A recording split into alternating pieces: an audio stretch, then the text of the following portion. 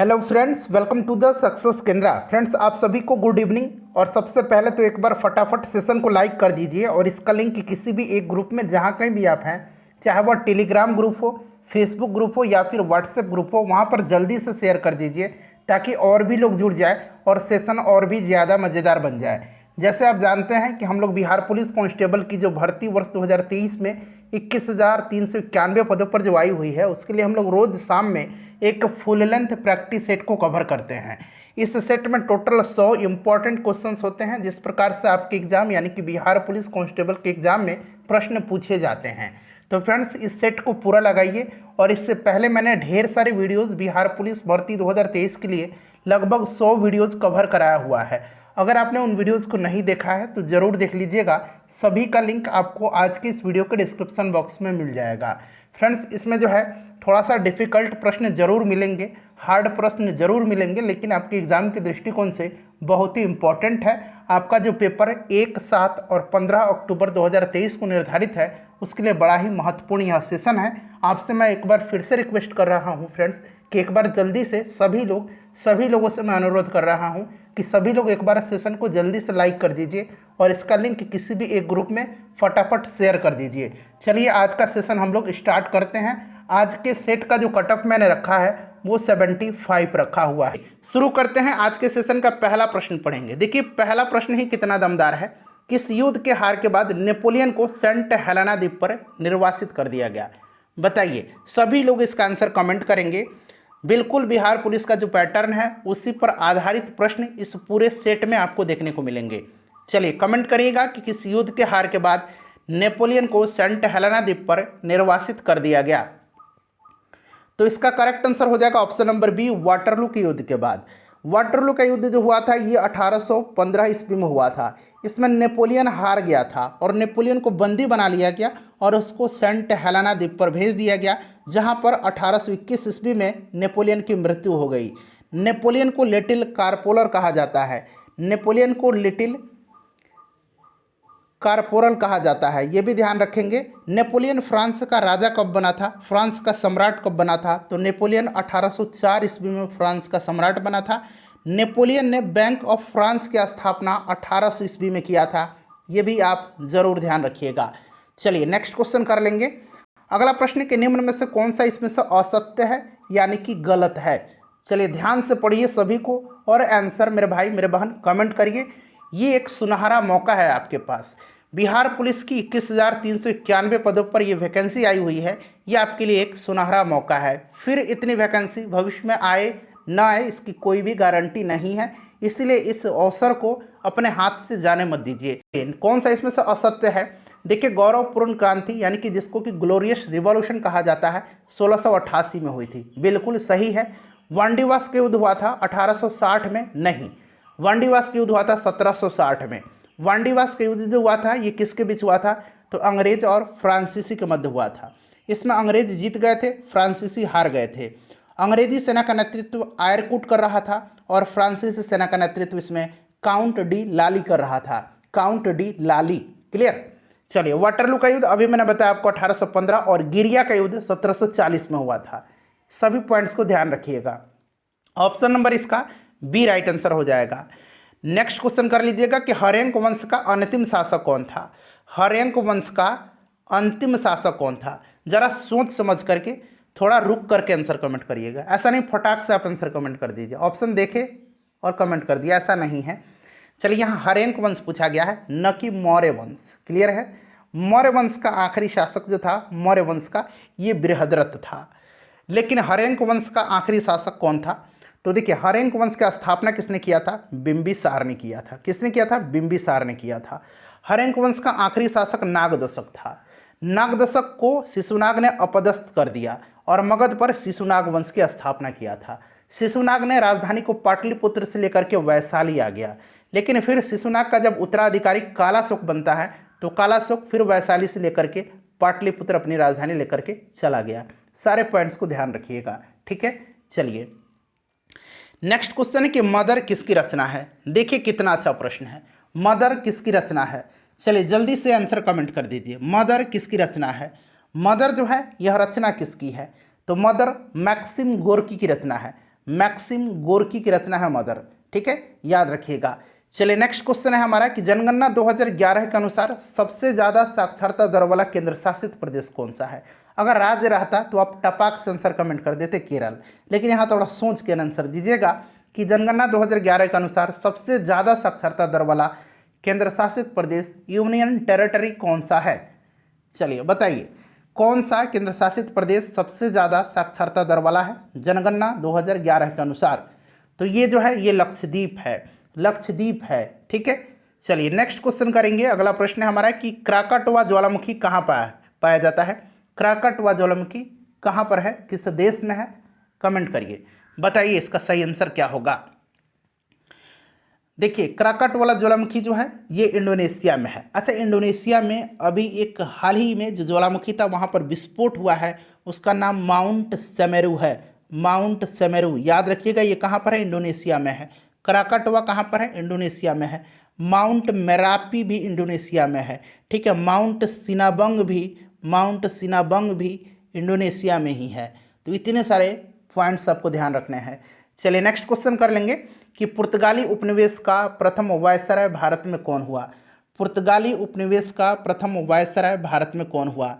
सभी लोग इसका आंसर कमेंट करेंगे, सभी लोग इसका आंसर कमेंट करेंगे। पुर्तगाली उपनिवेश का वायसराय भारत में पहला कौन हुआ।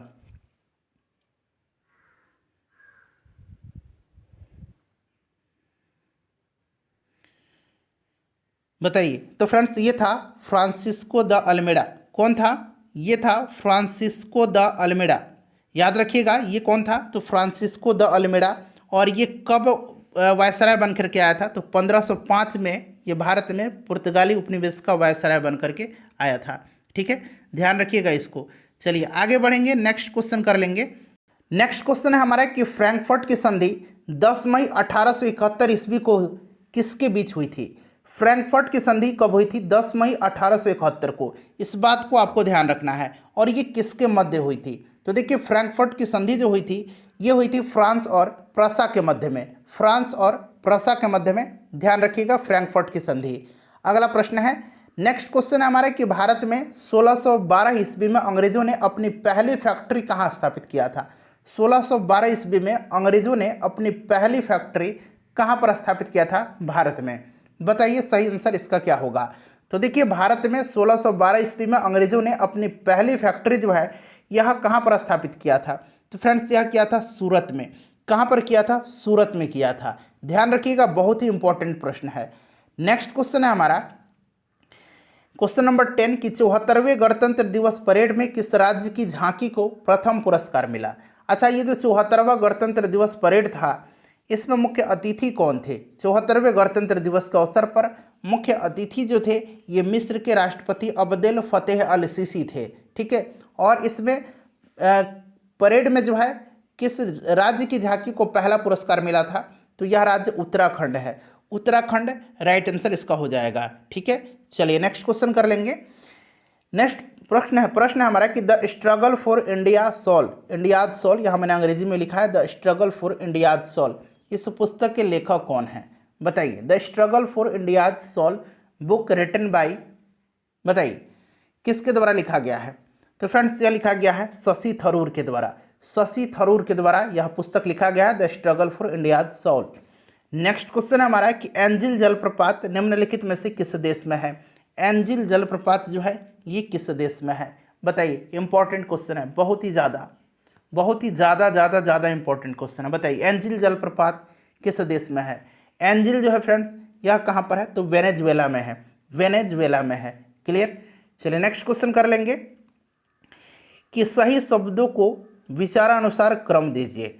यहाँ पर क्रम से आपको बताना है। बताइए क्या होगा इसका आंसर, सोच समझ के बताइएगा। कि भारतीय संविधान की प्रस्तावना में सार्वभौमिक, समाजवादी, धर्मनिरपेक्ष, प्रजातांत्रिक गणतंत्र के रूप में घोषित किया गया है।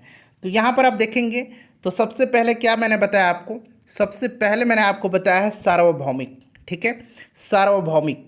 उसके बाद मैंने क्या आपको बताया, उसके बाद मैंने आपको बताया है सार्वभौमिक के बाद समाजवादी, तो यहाँ समाजवाद दिया गया है। उसके बाद मैंने आपको क्या बताया है, उसके बाद मैंने आपको बताया है धर्मनिरपेक्ष, ठीक है। उसके बाद मैंने आपको बताया है प्रजातांत्रिक गणतंत्र, यानी कि 3। तो ये वाला क्रम सही है। तो देखिए क्रम कहाँ पर दिया गया है, 2 1 4 3, 2 1 4 3, 2 1 4 3, ठीक है। 2 1 4 3 यहाँ पर 3 बनाना होगा आपको, ठीक है, और इसको 2 बनाना होगा। ऑप्शन में 2 1 4 3 कहीं पर नहीं दिख रहा है, ठीक है, ये एरर हुआ है टाइपिंग में। तो ऑप्शन नंबर यहाँ पर ये वाला क्रम जो होगा ये सही हो जाएगा। और ध्यान रखिएगा फ्रेंड्स कि भारतीय संविधान में पंथ निरपेक्ष शब्द का उल्लेख किया गया है, न कि धर्मनिरपेक्ष का। चलिए अगला प्रश्न कर लेंगे, क्वेश्चन नंबर 14। देखिए क्वेश्चन नंबर 14 है कि भारतीय संविधान की प्रस्तावना में समाजवादी शब्द किस संशोधन द्वारा जोड़ा गया। तो आपको भली भांति पता है कि समाजवादी शब्द को जोड़ा गया है 42वां संविधान संशोधन अधिनियम 1976 के द्वारा, ठीक है। संविधान की प्रस्तावना में इसके द्वारा समाजवादी, पंथ निरपेक्ष और अखंडता शब्द जोड़ा गया है। 42वां संविधान संशोधन 1976। और 42वां संविधान संशोधन जो है इसको लघु संविधान भी कहा जाता है, इसको लघु संविधान भी कहा जाता है, ठीक है। चलिए नेक्स्ट क्वेश्चन कर लेंगे। क्वेश्चन नंबर 15 है कि एक नया राज्य बनाने में संवैधानिक संशोधन के लिए कैसा बहुमत चाहिए। नए राज्य के निर्माण के लिए संवैधानिक संशोधन के लिए कैसा बहुमत चाहिए, बताइए। तो देखिए नए राज्यों के निर्माण के लिए अनुच्छेद 368 के तहत विशेष प्रक्रिया नहीं अपनाई जाती है, इस चीज़ को ध्यान रखना आपको, ठीक है। संसद साधारण बहुमत से नए राज्यों का निर्माण कर सकती है। राइट आंसर इसका साधारण बहुमत हो जाएगा। नेक्स्ट क्वेश्चन है हमारा, अगला प्रश्न पढ़िएगा, ध्यान से पढ़िएगा। उन मौलिक अधिकारों का चयन करें जो भारतीय नागरिकों को प्राप्त हैं परंतु गैर नागरिकों को, यानी कि जो विदेशी हैं उनको प्राप्त नहीं है। तो देखिए भारतीय नागरिकों को इनमें से कौन कौन से अधिकार जो है मौलिक अधिकार वो प्राप्त है। तो भाषण एवं अभिव्यक्ति की स्वतंत्रता है, ठीक है, और इसमें से अल्पसंख्यकों के अधिकार ये वाला स्वतंत्रता है। बाकी यहाँ पर देखिए कानून के समक्ष समानता, जीवन एवं स्वतंत्रता का संरक्षण, ये भारतीय को भी है और विदेशियों को भी है। तो पूछा गया है कि परंतु गैर नागरिकों को नहीं है, तो पहला और तीसरा इसका राइट आंसर हो जाएगा। पहला और तीसरा राइट आंसर हो जाएगा, यानी कि ऑप्शन नंबर ए इसका राइट आंसर हो जाएगा। चलिए नेक्स्ट क्वेश्चन है कि उच्चतम न्यायालय की व्यवस्था के अनुसार निजी भवनों के ऊपर राष्ट्रीय झंडे को फहराना किसके तहत हर नागरिक का मौलिक अधिकार है। किस अनुच्छेद के तहत हर नागरिक का यह एक मौलिक अधिकार है, बताइए। राइट आंसर इसका क्या हो जाएगा। तो देखिए इसका जो करेक्ट आंसर हो जाएगा फ्रेंड्स ये आपका हो जाएगा ऑप्शन नंबर बी, अनुच्छेद 19A के अंतर्गत, 19(1) के ए के अंतर्गत, ठीक है, ध्यान रखिएगा। ऑप्शन नंबर 20 का राइट आंसर हो जाएगा। नेक्स्ट क्वेश्चन है हमारा कि भारतीय संविधान का संशोधन करके शिक्षा का अधिकार कब जोड़ा गया। शिक्षा का अधिकार जो है कब जोड़ा गया, बताइए। शिक्षा का अधिकार कब जोड़ा गया, राइट आंसर इसका क्या हो जाएगा। शिक्षा का अधिकार, शिक्षा का अधिकार कब जोड़ा गया, करेक्ट आंसर बताइए। तो देखिए 86वां संविधान संशोधन अधिनियम 2002 के द्वारा संविधान के भाग 3 में अनुच्छेद 21 को जोड़ा गया है, ठीक है, और इसके अनुसार राज्य 6 से 14 वर्ष के बच्चों को निःशुल्क तथा अनिवार्य शिक्षा की व्यवस्था करेगी। और यह संशोधन जो है, यह संशोधन 2009 में संसद के द्वारा पारित किया गया और 1 अप्रैल 2010 से यह लागू हो गया शिक्षा का अधिकार, ठीक है। चलिए नेक्स्ट क्वेश्चन करेंगे। अगला प्रश्न है कि निम्नलिखित अंग्रेज में से किसे जहांगीर ने खान की उपाधि से सम्मानित किया था। खान की उपाधि जहांगीर ने किसको दिया था, खान की उपाधि जहांगीर ने किसको दिया था, बताइए। सही आंसर इसका क्या हो जाएगा। तो खान की उपाधि जो है जहांगीर ने दिया था किसको, तो ये कैप्टन हॉकिंस को दिया था, ठीक है। हॉकिंस जो था यह इंग्लैंड के राजा जेम्स प्रथम का राजदूत था और यह 1608 ईस्वी में आया था, क्लियर, ध्यान रखिएगा। चलिए नेक्स्ट क्वेश्चन है हमारा कि वैज्ञानिक जिसने सर्वप्रथम खोज की कि पृथ्वी सूर्य के चारों ओर घूमती है, यह वैज्ञानिक कौन थे। यह वैज्ञानिक कोपरनिकस हैं। कौन है, कॉपर, ध्यान रखिएगा कोपरनिकस होगा। चलिए अगला प्रश्न कर लेंगे। नेक्स्ट क्वेश्चन है कि हमारी आकाशगंगा के केंद्र की परिक्रमा करने में सूर्य को औसतन कितना समय लगता है। सूर्य को औसतन हमारी आकाशगंगा के केंद्र की परिक्रमा करने में कितना समय लगता है, राइट आंसर क्या होगा इसका, बताइए। सही आंसर हो जाएगा आपका 25 करोड़ वर्ष लगता है, 25 करोड़ वर्ष लगता है, ऑप्शन नंबर डी सही आंसर हो जाएगा इसका। उसके बाद चलिए कि हमारे अंतरिक्ष में कितने तारामंडल हैं, थोड़ा ध्यान से, हमारे अंतरिक्ष में कितने तारामंडल हैं। तो अब 89 पर टिक लगाना है आपको, ठीक है, 89 लगाइएगा। 89 तारामंडल हैं, नेक्स्ट क्वेश्चन है, जिस तारामंडल के तारे ध्रुव तारे की ओर संकेत करते हैं वह है, ध्रुव तारे का संकेत करते हैं वह कौन सा है? तो वह जो है फ्रेंड्स आपका सप्तऋषि तारामंडल। ठीक है, सप्तऋषि तारामंडल option number A right answer हो जाएगा। नेक्स्ट है कि नाटो का 31वां सदस्य देश कौन बना है? नाटो का फुल फॉर्म क्या होता है? North Atlantic Treaty Organization. Clear. इसका स्थापना कब हुई थी? तो नाटो की स्थापना जो है फ्रेंड्स ये हुई थी 1949 में। 1949 में। इसका हेडक्वार्टर कहाँ पर है? तो इसका हेडक्वार्टर ब्रुसेल्स में है, बेल्जियम के ब्रुसेल्स में है। ठीक है, और इसका 31वां सदस्य देश बना है फिनलैंड। फिनलैंड की राजधानी हेलसिंकी है, याद रखिएगा, फिनलैंड की राजधानी बार बार पूछा जाता है। उसके बाद देखिएगा कि क्योटो प्रोटोकॉल कब से प्रभावित हुआ था? देखिए क्योटो प्रोटोकॉल जो है यह ग्लोबल वार्मिंग से हो रहे जलवायु परिवर्तन को रोकने के लिए बनाया गया था। ठीक है, राइट आंसर इसका क्या हो जाएगा? इसको अपनाया गया था 1997 में। 1997 में इसको अपनाया गया था, यानी कि इस पर साइन किया गया था। लेकिन यह प्रभावी कब से हुआ? तो प्रभावी जो हुआ था ये 2005 से हुआ था। ठीक है, 2005 से राइट आंसर हो जाएगा। नेक्स्ट क्वेश्चन है हमारा कि भारतीय प्रमाणिक समय IST एवं ग्रीनविच माध्य समय GMT के मध्य अंतर कितना है? बताइए। भारतीय प्रमाणिक समय इंडियन स्टैंडर्ड टाइम जो कहते हैं, बताइए राइट आंसर इसका क्या होगा? तो देखिए फ्रेंड्स, आपको पता है कि 82.5 डिग्री, ठीक है, 82.5 डिग्री पूर्वी देशांतर को, 82.5 डिग्री पूर्वी देशांतर को जो है भारत का प्रमाणिक समय माना जाता है। ठीक है, समय रेखा माना जाता है, और ये इलाहाबाद के से होकर के गुजरती है, नैनी से, इलाहाबाद के नैनी से होकर के गुजरती है। ठीक है, बताइए राइट आंसर इसका क्या होगा? तो ये फ्रेंड्स कितना आगे है? 5.5 घंटा आगे है, 5.5 घंटा अंतर है इनमें, तो अंतर कितना हो जाएगा? 5.5 घंटा। नेक्स्ट क्वेश्चन है हमारा कि होंडरू जलप्रपात स्थित है। फ्रेंड्स एक बार सेशन को फटाफट लाइक कर दीजिए। देखिए 100 प्रश्न काफ़ी मेहनत होता है तैयार करना, और फिर बोलना भी है, तो कम से कम इतना तो करिए, कंजूसी मत करिए, बिल्कुल फ्री है। होंडरू जलप्रपात जो है ये किस नदी पर स्थित है? होंडरू जलप्रपात किस नदी पर स्थित है?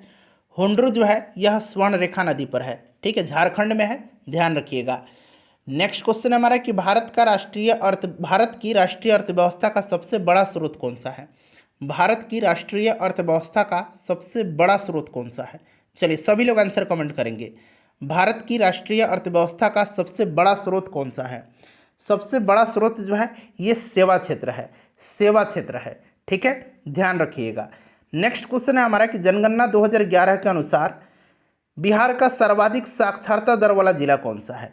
बिहार स्पेशल का मैंने 2 वीडियो कवर कराया हुआ है, अगर आपने नहीं देखा उसको तो देख लीजिएगा, बिहार से संबंधित सारे प्रश्न आपके कवर हो जाएंगे। चलिए बताइएगा कि सर्वाधिक साक्षरता दर वाला बिहार का जिला कौन सा है? सर्वाधिक साक्षरता दर रोहतास का है, सर्वाधिक पुरुष साक्षरता दर भी रोहतास का है, सर्वाधिक महिला साक्षरता दर भी रोहतास का है, न्यूनतम साक्षरता दर पूर्णिया का है, न्यूनतम साक्षरता दर पूर्णिया का है, न्यूनतम पुरुष साक्षरता दर किसका कम है? तो ये पूर्णिया का है। ठीक है, पूर्णिया का। और न्यूनतम महिला साक्षरता दर जो है ये किसका है? तो ये सहरसा का है, सहरसा का है। ठीक है, सहरसा, याद रखेंगे। चलिए नेक्स्ट क्वेश्चन कर लेंगे कि भारत में राष्ट्रीय आय की गणना में एक समस्या है, कौन सी ये समस्या है भारत में राष्ट्रीय आय की गणना में? बताइए। भारत में राष्ट्रीय आय की गणना में एक समस्या है, यह समस्या कौन सी है? जल्दी आंसर कमेंट कर दीजिए, आगे बढ़ते हैं फिर।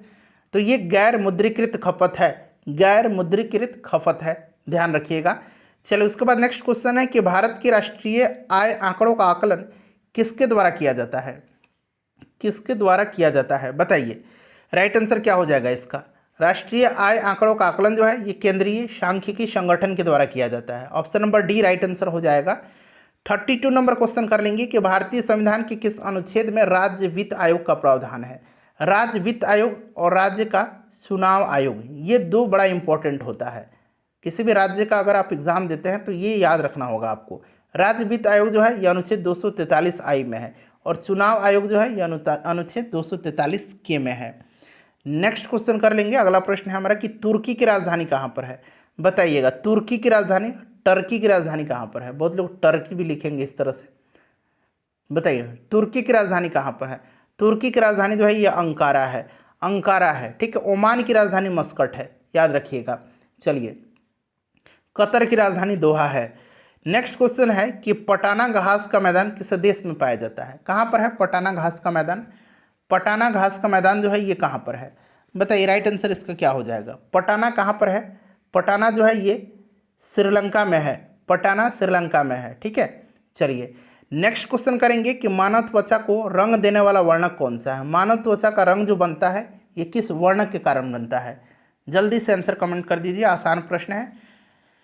मानव त्वचा को रंग देने वाला वर्णक जो होता है ये मेलानिन है। मेलानिन राइट आंसर हो जाएगा। ठीक है, चलिए नेक्स्ट क्वेश्चन कर लेंगे। और नाखून, बाल और जो हमारे नाखून है, आपके बाल है, ये सब किसके बने होते हैं? तो ये बने होते हैं केराटिन के। ठीक है, केराटिन के। ठीक है, चलिए नेक्स्ट क्वेश्चन कर लेंगे कि बिहार के निम्न जिलों में से किस जिलों में पिगमेंट स्वैम्प मिट्टी पाई जाती है? पिगमेंट स्वैम्प मिट्टी कहाँ पर पाई जाती है? तो ये जो नेपाल से सटे जिले होते हैं ना, वहाँ पर पिगमेंट स्वैम्प मिट्टी पाई जाती है। नेपाल से बिहार के 7 जिले सटते हैं। ठीक है, ध्यान रखिएगा इसको। उत्तर प्रदेश से 8, झारखंड से भी 8 और पश्चिम बंगाल से बिहार के 3 जिले सीमा साझा करते हैं। पिगमेंट स्वैम्प मिट्टी पाई जाती है पश्चिम चंपारण में। क्लियर, चलिए पश्चिम चंपारण में ये ज़्यादा पाई जाती है, इसीलिए यहाँ पर पश्चिम चंपारण दिया गया है। नेक्स्ट क्वेश्चन है हमारा, अगला प्रश्न है कि निम्नलिखित में से कौन सी फतुहा के पास गंगा नदी में मिलती है? फतुहा के पास गंगा नदी में मिलती है पुनपुन नदी। कौन सी नदी? पुनपुन नदी मिलती है। ठीक है, चलिए अगला प्रश्न कर लेंगे फ्रेंड्स कि अंतर्राष्ट्रीय बुकर पुरस्कार 2023 से किसे सम्मानित किया गया है? मोस्ट इंपॉर्टेंट क्वेश्चन है। अंतर्राष्ट्रीय बुकर पुरस्कार 2023 दिया गया है जॉर्जी गोस्पुंदिनेव को। जॉर्जी गोस्पुंदिनेव को दिया गया है। ये कहाँ की हैं? तो ये बुल्गारिया की हैं। बुल्गारिया की पहली महिला हैं। ठीक है, और इनकी रचना किसके लिए दिया गया है? तो इसका नाम है टाइम शेल्टर। टाइम शेल्टर के लिए दिया गया है। टाइम शेल्टर के लिए इनको दिया गया है। ठीक है, याद रखिएगा। चलिए ऑप्शन ए राइट आंसर हो जाएगा। 39 नंबर करेंगे कि प्रसिद्ध फुटबॉल खिलाड़ी पेले का संबंध किस देश से है? पेले किस देश के प्रसिद्ध फुटबॉलर थे? बताइए राइट आंसर क्या हो जाएगा? पेले कहाँ के थे? पेले एक प्रसिद्ध फुटबॉलर हैं, ये ब्राज़ील के थे। अभी हाल ही में इनका निधन हुआ है, ध्यान रखिएगा। चलिए अगला प्रश्न करेंगे कि वर्षा वन अनुसंधान संस्थान कहाँ पर स्थित है? एक वर्षा वन है और एक शुष्क वन अनुसंधान संस्थान है। एक शुष्क वन है। शुष्क वन जो है ये कहाँ पर है? तो ये जोधपुर में है। ये जोधपुर में है। ठीक है, और वर्षा वन अनुसंधान संस्थान असम में है। असम में जोरहाट में है। ठीक है, ऑप्शन बी राइट आंसर हो जाएगा इसका। उसके बाद देखिएगा नेक्स्ट क्वेश्चन है कि निम्नलिखित में से कौन सा एक मीठी महक वाला पदार्थ है? इनमें से कौन सा एक मीठी महक वाला पदार्थ है? तो ये पदार्थ कौन सा है फ्रेंड्स? यह पदार्थ जो है ये एस्टर है। कौन सा है? एस्टर है, एक मीठी महक वाला पदार्थ। ठीक है, जिसका महक जो है, गंध जो है ये मीठा होता है। उसके बाद नेक्स्ट क्वेश्चन देखिए कि पानी में लटके हुए कोलाइडी कण, पानी में लटके हुए कोलाइडी कण किस प्रक्रिया से हटाए जा सकते हैं? पानी में लटके हुए कोलाइडी कण को किस प्रक्रिया के द्वारा हटाया जा सकता है?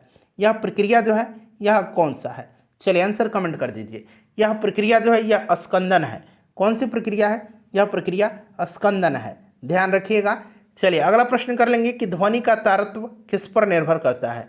ध्वनि का तारत्व जो है यह किस पर निर्भर करता है? चलिए फटाफट इसका आंसर बता दीजिए। ध्वनि का तारत्व किस पर निर्भर करता है? ध्वनि का वह लक्षण जिसके कारण हम ध्वनि को मोटी या पतली कहते हैं वही तारत्व कहलाता है। ठीक है, ध्वनि का तारत्व उसकी आवृत्ति पर निर्भर करता है। आवृत्ति पर निर्भर करता है। तारत्व बढ़ने पर ध्वनि पतली होती है और मोटी ध्वनि नीची या कम तारत्व के कारण होती है। क्लियर, तो ये आपका आवृत्ति हो जाएगा, option number A. Next question कर लेंगे। अगला प्रश्न है हमारा कि नियत चाल से गति करने वाली वस्तु की दूरी समय ग्राफ एक होता है। नियत चाल से कैसा भाई? तो नियत चाल से। ठीक है, ये आपका समय हो गया। ठीक है, और ये आपका हो गया दूरी। ये आपका दूरी हो गया। अब बताइए, कह रहा है कि नियत चाल से, नियत चाल से। ठीक है, नियत चाल से, ये नियत चाल से तो कैसा होगा? ये एक सीधी रेखा है, सरल रेखा है। ठीक है, सीधी रेखा है, सरल रेखा। ऑप्शन सी राइट आंसर हो जाएगा। नेक्स्ट क्वेश्चन है 45 नंबर। प्रश्न पढ़िए कि निम्न कण एक ही गतिज ऊर्जा के साथ चल रहे हैं, यानी कि इनकी गतिज ऊर्जा समान है। उनमें से सबसे अधिक संवेग किसका होगा? सबसे अधिक संवेग किसका होगा? तो जिसका सबसे ज़्यादा भार होगा, सबसे ज़्यादा द्रव्यमान होगा, उसी का तो संवेग ज़्यादा होगा। जिसका द्रव्यमान सबसे अधिकतम होगा उसी कण का संवेग अधिक होगा। तो इसमें से आप देखेंगे कि अल्फा कण का द्रव्यमान इन सबसे ज़्यादा है, इन सबसे ज़्यादा द्रव्यमान अल्फा कण का है, इसीलिए अल्फा कण का संवेग इसमें ज़्यादा होगा। चलिए नेक्स्ट क्वेश्चन है हमारा कि यूरेनियम विखंडन की सतत प्रक्रिया को जारी रखने में किस कण की ज़रूरत होती है? यूरेनियम विखंडन की सतत प्रक्रिया को जारी रखने में किस कण की ज़रूरत होती है? राइट आंसर इसका क्या हो जाएगा? तो आपको पता है कि न्यूट्रॉन की बमबारी की जाती है, जिससे कि नाभिक लगभग 2 समान भागों में टूट जाता है और यह प्रक्रिया जो है यह आगे बढ़ती रहती है। तो न्यूट्रॉन होगा राइट आंसर इसका, ठीक है, न्यूट्रॉन इसका करेक्ट आंसर हो जाएगा। नेक्स्ट क्वेश्चन करेंगे फ्रेंड्स कि साइकस का पौधा किस वर्ग के अंतर्गत आता है? साइकस का पौधा जो है किस वर्ग के अंतर्गत आता है? साइकस के पौधा में फूल नहीं होता है, इससे साबूदाना प्राप्त किया जाता है और यह एक प्रकार का क्या है? तो यह एक जिम्नोस्पर्म पौधा होता है, जिम्नोस्पर्म, यानी कि इसको अनावृत बीजी कहा जाता है, ठीक है। चलिए नेक्स्ट क्वेश्चन है हमारा कि वनस्पति विज्ञान का जनक किसे कहा जाता है? वनस्पति विज्ञान का जनक किसे कहा जाता है? वनस्पति विज्ञान का जनक जो है यह कहा जाता है थियोफ्रेस्टस को, ठीक है, थियोफ्रेस्टस को कहा जाता है, याद रखिएगा। जीव विज्ञान और जंतु विज्ञान का जनक कहा जाता है अरस्तु को। जीव विज्ञान और जंतु विज्ञान का जनक अरस्तु को कहा जाता है। वनस्पति विज्ञान का जनक थियोफ्रेस्टस को कहा जाता है। किस वर्ग के रक्त समूह में एंटीजन नहीं होता है? किस वर्ग के रक्त समूह में एंटीजन नहीं होता है? तो देखिए ब्लड ग्रुप का खोज किसने किया था? कार्ल लैंडस्टीनर ने किया था, ठीक है, ध्यान रखिएगा। रक्त समूह ओ जो होता है उसमें एंटीजन नहीं पाया जाता है और ए बी में जो होता है ए बी में एंटीबॉडी नहीं होता है, ठीक है, ध्यान रखेंगे, ए बी में एंटीबॉडी नहीं होता है। तो यहाँ पर ओ राइट आंसर हो जाएगा। यह यूनिवर्सल डोनर होता है और ये यूनिवर्सल रेसिपिटर यानी कि सर्वग्राहिता और ये सर्वदाता होता है ब्लड ग्रुप ओ। अगला प्रश्न है हमारा कि कंप्यूटर में रैम का क्या मतलब है? रैम का मतलब क्या होता है? रैम का फुल फॉर्म क्या होता है? इसका फुल फॉर्म होता है random access memory, random access memory, random access memory, ठीक है, रैंडम एक्सेस मेमोरी, ध्यान रखिएगा। चलिए अगला प्रश्न है हमारा फ्रेंड्स कि वनस्पति तेल से वनस्पति घी के निर्माण में प्रयुक्त गैस कौन सी है? तो देखिए आपको याद होगा कि यह प्रक्रिया हाइड्रोजनीकरण कहलाती है। इसमें जो है निकेल उत्प्रेरक की उपस्थिति होती है। किसकी? अगर उत्प्रेरक पूछेगा तो उत्प्रेरक के रूप में किसका इस्तेमाल किया जाता है? तो निकेल का किया जाता है, ठीक है। और इसमें गैस जो युक्त होती है ये हाइड्रोजन गैस होती है, क्लियर है। चलिए हाइड्रोजन गैस का इस्तेमाल इसमें किया जाता है। चलिए अगला प्रश्न कर लेंगे। नेक्स्ट क्वेश्चन हमारा है, ध्यान रखिएगा, राइट आंसर इसका क्या हो जाएगा? बताइए राइट आंसर इसका क्या हो जाएगा?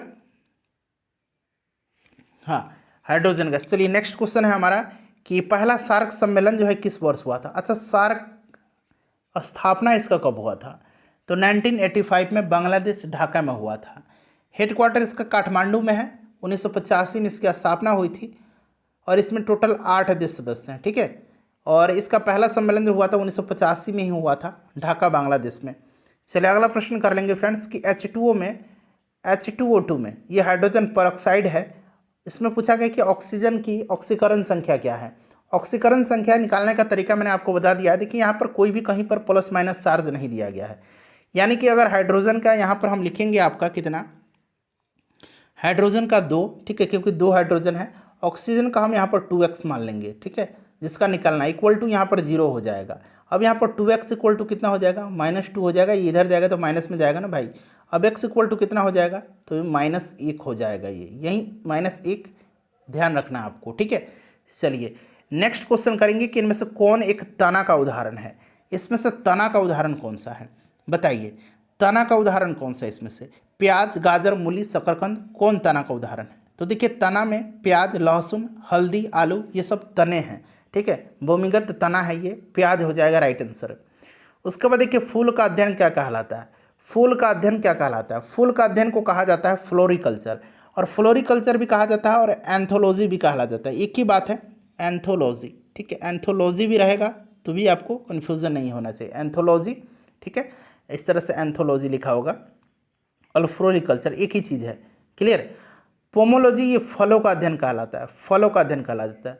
माइकोलॉजी कवकों का अध्ययन कहलाता है, ठीक है, और फाइकोलॉजी शैवालों का अध्ययन कहलाता है। चलिए अगला प्रश्न कर लेंगे 56 नंबर की, रेबीज के टीका का खोज किसने किया था? रेबीज की टीका का खोज किसने किया था? तो रेबीज वायरस से होता है, ठीक है, कुत्ता बंदर के काटने से रेबीज होता है और इसके टीके की खोज किया था लुई पास्चर ने। अच्छा, टीकाकरण का खोज एडवर्ड जेनर ने किया था। चेचक के टीका का खोज एडवर्ड जेनर ने किया था, ठीक है, ध्यान रखिएगा। चलिए नेक्स्ट क्वेश्चन कर लेंगे हमारा कि प्राचीन भारतीय पाठ्य राजतरंगिणी किसकी कृति है? राजतरंगिणी किसकी कृति है? तो राजतरंगिणी जो है ये कलहन की रचना है। किसकी रचना है राजतरंगिणी? राजतरंगिणी कलहन की रचना है, ठीक है। चलिए कलहन की रचना है राजतरंगिणी। अगला प्रश्न है हमारा कि विश्व वानिकी दिवस कब मनाया जाता है? विश्व वानिकी दिवस, वर्ल्ड फॉरेस्ट्री डे, कब मनाया जाता है? तो ये मनाया जाता है प्रत्येक वर्ष 21 मार्च के दिन। 21 मार्च के दिन विश्व वानिकी दिवस मनाया जाता है। चलिए थोड़ा जल्दी जल्दी आंसर कमेंट करिए आप लोग। यूनेस्को का मुख्यालय कहाँ पर स्थित है? यूनेस्को का मुख्यालय कहाँ पर स्थित है? आंसर कमेंट कर दीजिए। देखिए यूनेस्को की स्थापना कब हुई थी? 1945 में हुई थी। 1945 में हुई थी। इसका हेडक्वार्टर कहाँ पर है? तो पेरिस में है। पेरिस फ्रांस की राजधानी है। फ्रांस में ही एफिल टावर है, ध्यान रखिएगा। अगला प्रश्न हमारा कि पहला पृथ्वी सम्मेलन कब हुआ था? पहला पृथ्वी सम्मेलन रियो डी जेनेरियो में हुआ था। कहाँ पर हुआ था? रियो डी जेनेरियो में, ब्राजील में, 1992 में हुआ था। बहुत इंपॉर्टेंट क्वेश्चन है, ध्यान रखना आपको।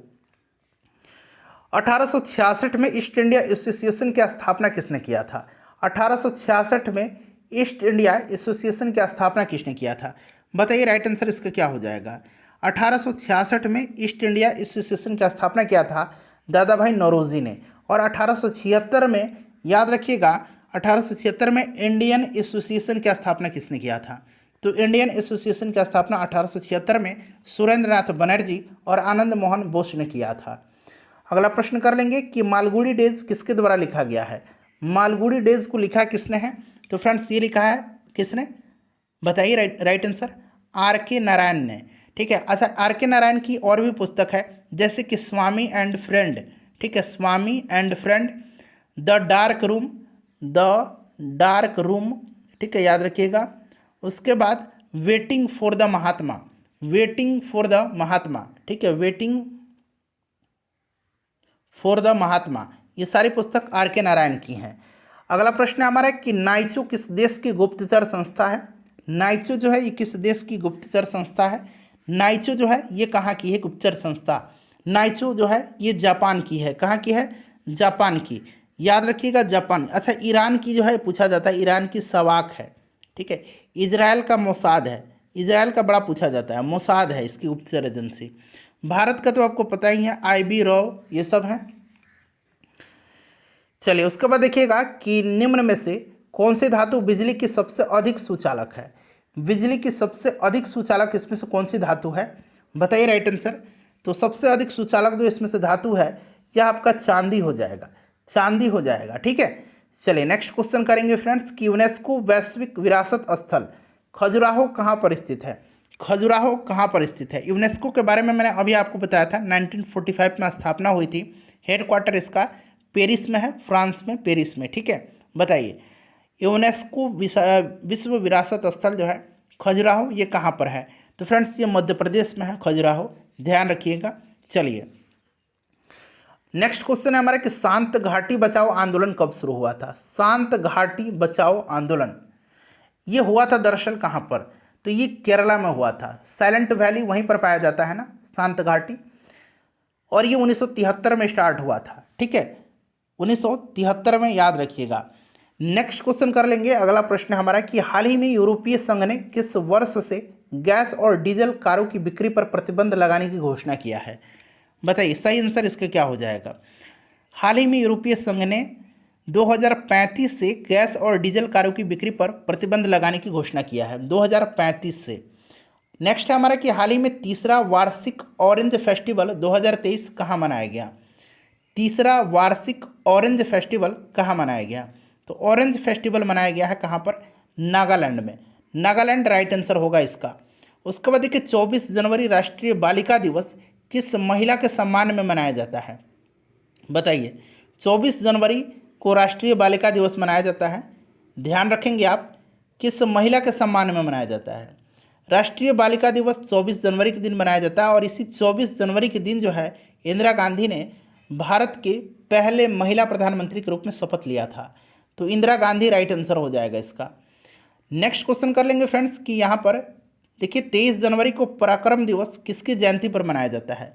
पराक्रम दिवस जो है ये 23 जनवरी के दिन मनाया जाता है, सुभाष चंद्र बोस जी की जयंती पर। सुभाष चंद्र बोस राइट आंसर हो जाएगा।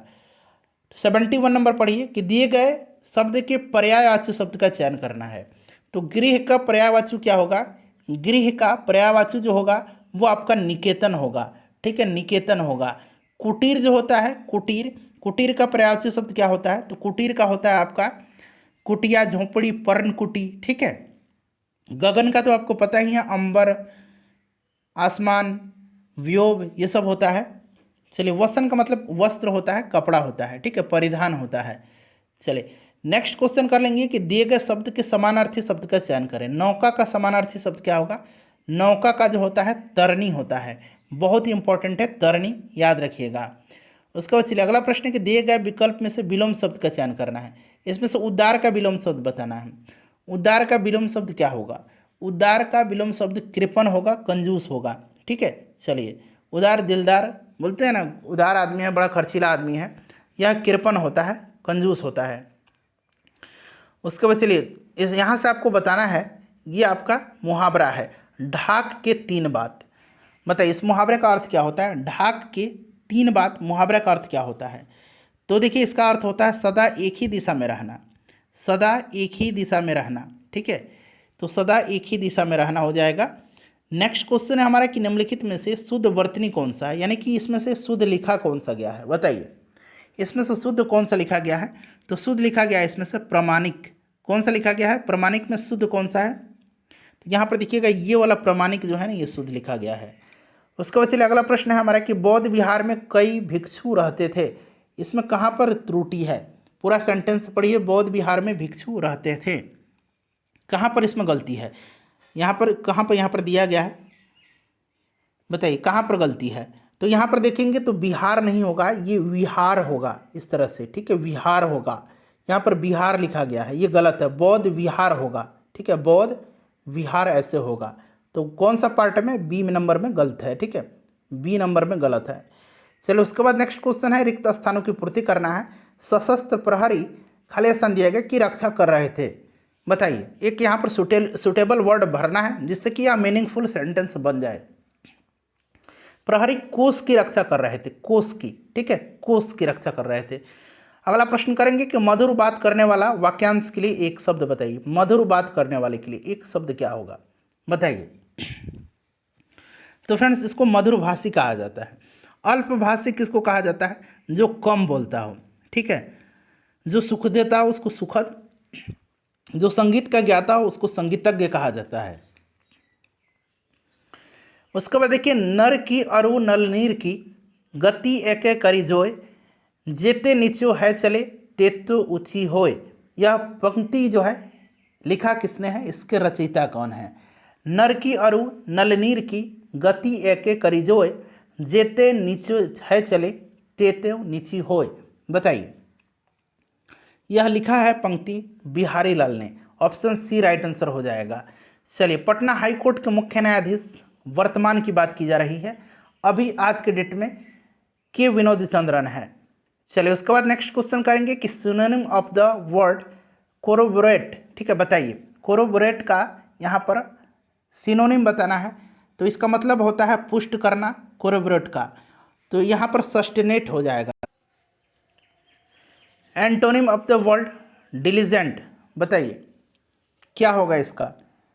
तो देखिए डिलीजेंट का मतलब परिश्रमी होता है, और लेजी का यहाँ पर इसका आपका एंटोनिम लेजी हो जाएगा। डिलीजेंट का मतलब होता है मेहनती परिश्रमी, मेहनती परिश्रमी। चलो उसके बाद देखिएगा कि find the error if any, अगर ये एरर है इसमें तो आप बताइए, नहीं एरर है तो नो एरर लिख दीजिएगा, ठीक है, नो एरर पर टिक लगा दीजिएगा। चलिए, माई mother is having grey hairs, कहाँ पर इसमें एरर है? अगर एरर नहीं है तो ऑप्शन डी कमेंट करेंगे आप। चलिए बताइएगा, तो यहाँ पर देखिए हेयर्स नहीं होगा, ये हेयर ही होगा, ठीक है, my mother is having grey hair, ठीक है, तो एरर ऑप्शन सी में हो जाएगा। उसी प्रकार से यहाँ पर देखिएगा, I shall not attend the party unless I am not invited, यहाँ पर कहाँ पर एरर है? एरर कहाँ पर है, तो यहाँ पर देखिए I shall not attend the party, यहाँ अनलेस नहीं होगा, ठीक है। तो ऑप्शन नंबर सी में एरर, यहाँ पर अनलेस के साथ यहाँ पर नॉट का प्रयोग नहीं होता है, ठीक है। तो ये वाला पार्ट में एरर है। उसके बाद नेक्स्ट क्वेश्चन है कि past form of spit, spit का पास्ट फॉर्म बताना है। स्पीट का मतलब थूकना होता है, स्पैट इसका पास्ट फॉर्म हो जाएगा। उसके बाद चलिए change into passive voice, has somebody broken the window, इसका पैसिव बनाना है, ठीक है। तो इसका हो जाएगा has the window been broken by somebody, ठीक है। Has the window been broken by somebody, option number c right answer हो जाएगा। नेक्स्ट क्वेश्चन है change into indirect speech, he said to the जज I did not commit this crime, इसका क्या होगा, तो इसका होगा ही टोल्ड द जज डैट ही, यहाँ पर बना लीजिए that he had not committed this crime, ठीक है। Option number D right answer हो जाएगा इसका। नेक्स्ट क्वेश्चन कर लेंगे,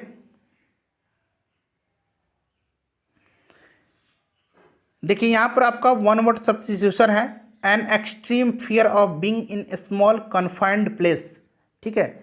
इसके लिए क्या कहा जाता है, इसको एक शब्द इसको कहा जाता है क्लॉस्ट्रोफोबिया, ठीक है। क्लॉस्ट्रोफोबिया इसको कहा जाता है। नेक्स्ट क्वेश्चन है हमारा कि they are all at sixes and sevens, ये एडियम फ्रेज है, बताइए सिक्सेस एंड सेवेंस इसका मतलब क्या होता है, इसका मतलब कन्फ्यूज़न होता है, ठीक है। इसका मतलब होता है उलझा हुआ, तो in a state of total confusion हो जाएगा। 90 नंबर प्रश्न देखिएगा कि a government in which all religions are honoured, इसके लिए एक शब्द क्या होगा, ठीक है। इसके लिए ये सोशलिस्ट होता है, सेकुलर होता है, कैपिटलिस्ट होता है या कम्युनिस्ट होता है, तो ये सेकुलर गवर्नमेंट होती है, ठीक है। चलिए नेक्स्ट क्वेश्चन है हमारा कि देखिए इटर्नल इंडिया, यहाँ मैं लिखता हूँ इटर्नल इंडिया पुस्तक के लेखक कौन है। इटर्नल इंडिया पुस्तक को लिखा किसने है, तो इसको लिखा है इंदिरा गांधी ने, इंदिरा गांधी ने लिखा है इटर्नल इंडिया, ठीक है। ध्यान रखिएगा इंपॉर्टेंट बुक है। उसके बाद देखिएगा कि भारत की सबसे पुरानी पर्वत श्रृंखला कौन सी है, तो आसान सा प्रश्न है, सबसे पुरानी पर्वत श्रृंखला कौन सी है, ये अरावली है। नेक्स्ट क्वेश्चन है कि अधिकरण कारक का चिन्ह कौन सा है, अधिकरण कर्ता ने कर्म को करण से संप्रदान अपदान ये सब है ना, तो यहाँ अधिकरण में पर होता है ना। चलिए उसके बाद देखिएगा कि 2023 में ब्रिक्स सम्मेलन का आयोजन किस देश में किया जाएगा, ब्रिक्स का जो है आयोजन दक्षिण अफ्रीका में किया जाएगा, कहाँ पर, दक्षिण अफ्रीका में। चलिए उसके बाद देखिएगा कि राम अपने पास 200 रुपया रखा हुआ था और उसने 300 रुपया खर्च किया, उसने कितना प्रतिशत धन खर्च कर दिया, तो मान लीजिए उसने 300 रुपया खर्च कर दिया, कितना था उसके लिए 2000 रुपया था, तो यह प्रतिशत निकाल लीजिएगा, 2 0 से 2 0 1 0 से 1 0 15 2 29, यानी कि 15% उसका टोटल का खर्च कर दिया, ठीक है। चलिए उसके बाद नेक्स्ट क्वेश्चन करेंगे कि उत्तक जो पौधे में जल का परिवहन करते हैं, जल का परिवहन जाइलम करता है और भोज्य पदार्थ का फ्लोएम करता है। अगला प्रश्न हमारा है कि दास कैपिटल पुस्तक लेखक, दास कैपिटल और द कम्युनिस्ट मैनिफेस्टो, ठीक है। यहाँ मैं लिख देता हूँ कम्युनिस्ट मैनिफेस्टो और दास कैपिटल, ये पुस्तक जो है इसको लिखा है किसने, कार्ल मार्क्स ने लिखा है। अगला प्रश्न हमारा कि 2011 की जनगणना के अनुसार बिहार का लिंगानुपात कितना है, बिहार में लिंगानुपात 2011 की जनगणना के अनुसार 918 है। सबसे ज़्यादा लिंगानुपात बिहार का जो जिला है वो गोपालगंज है, सबसे कम मुंगेर का है। चलिए उसके बाद नेक्स्ट क्वेश्चन है कि अरब सागर में स्थित भारत के द्वीप समूह का नाम बताइए। अरब सागर में जो है यहाँ पर लक्षद्वीप है, ठीक है, लक्षद्वीप है, और बंगाल की खाड़ी में अंडमान निकोबार आता है, बंगाल की खाड़ी में। चलिए लास्ट क्वेश्चन है fill in the blanks with appropriate preposition, he travels, खाली स्थान दिया गया है कार, तो ही ट्रेवल्स क्या होगा, at, by, with, on, he travels by car होगा। फ्रेंड्स अपना स्कोर